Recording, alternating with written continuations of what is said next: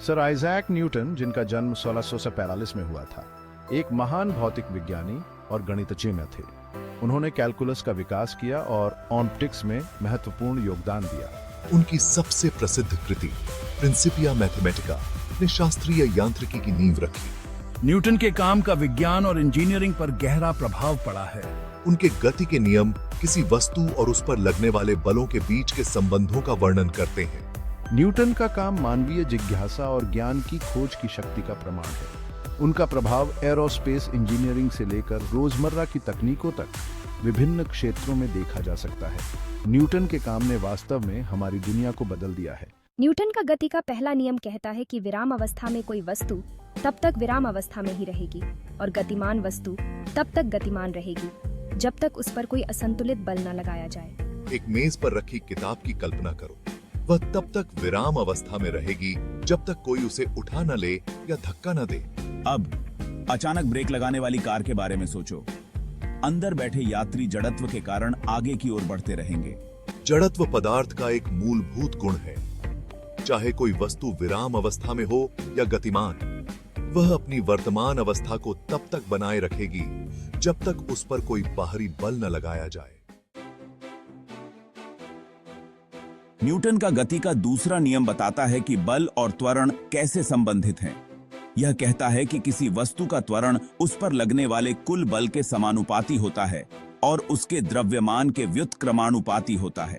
एक shopping cart को धक्का देने की कल्पना करो। जितना जोर से धक्का लगाओगे, कार्ट उतनी ही तेजी से गति पकड़ेगी। एक बल्ले से टकराती बेसबॉल की कल्पना करो। गेंद पर बल्ले के बल के कारण गेंद तेजी से गति पकड़ती है। बल्ले द्वारा लगाया गया बल जितना अधिक होगा, गेंद का त्वरण उतना ही अधिक होगा। यह सिद्धांत यह समझने के लिए महत्वपूर्ण है कि बल वस्तुओं की गति को कैसे प्रभावित करते हैं। यह बताता है कि भारी वस्तुओं को गति देने के लिए हल्की वस्तुओं की तुलना में अधिक बल की आवश्यकता क्यों होती है। भाग 4, न्यूटन का गति का तीसरा नियम, क्रिया और प्रतिक्रिया। न्यूटन का गति का तीसरा नियम कहता है कि प्रत्येक क्रिया के लिए एक समान और विपरीत प्रतिक्रिया होती है।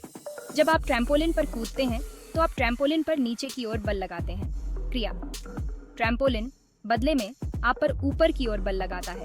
प्रतिक्रिया, जिससे आप हवा में उछलते हैं। रॉकेट नीचे की ओर गर्म गैसों को बाहर निकालता है। क्रिया, इसके जवाब में गैसें रॉकेट पर ऊपर की ओर बल लगाती हैं। प्रतिक्रिया, जिससे वह ऊपर की ओर बढ़ता है। जब आप चलते हैं तो आप जमीन पर पीछे की ओर धक्का लगाते हैं। क्रिया, जमीन बदले में आपके पैरों पर आगे की ओर धक्का लगाती है। प्रतिक्रिया, जिससे आप आगे बढ़ पाते हैं।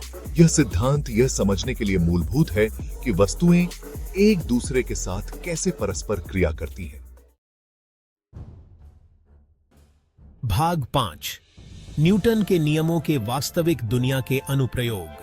न्यूटन के गति के नियमों के हमारे दैनिक जीवन में और विज्ञान और इंजीनियरिंग के विभिन्न क्षेत्रों में अनगिनत अनुप्रयोग हैं। परिवहन में सुरक्षित और कुशल वाहन डिजाइन करने के लिए न्यूटन के नियम महत्वपूर्ण हैं। इंजीनियर कारों, हवाई जहाजों और ट्रेनों पर लगने वाले बलों की गणना करने के लिए इन नियमों का उपयोग करते हैं। खेलों में न्यूटन के नियमों को समझने से एथलीटों को अपने प्रदर्शन में सुधार करने में मदद मिल सकती है। उदाहरण के लिए, एक बेसबॉल पिचर तेज गेंद फेंकने के लिए न्यूटन के दूसरे नियम का उपयोग करता है। न्यूटन के नियम एरोस्पेस इंजीनियरिंग में भी आवश्यक हैं। उनका उपयोग रॉकेट और उपग्रहों के प्रक्षेप पथ की गणना के लिए किया जाता है। इससे वैज्ञानिक अंतरिक्ष अभियानों की योजना बना सकते हैं और ब्रह्मांड का पता लगा सकते हैं। न्यूटन के नियम भौतिक संसार में वस्तुओं के व्यवहार को समझने के लिए एक बुनियादी ढांचा प्रदान करते हैं।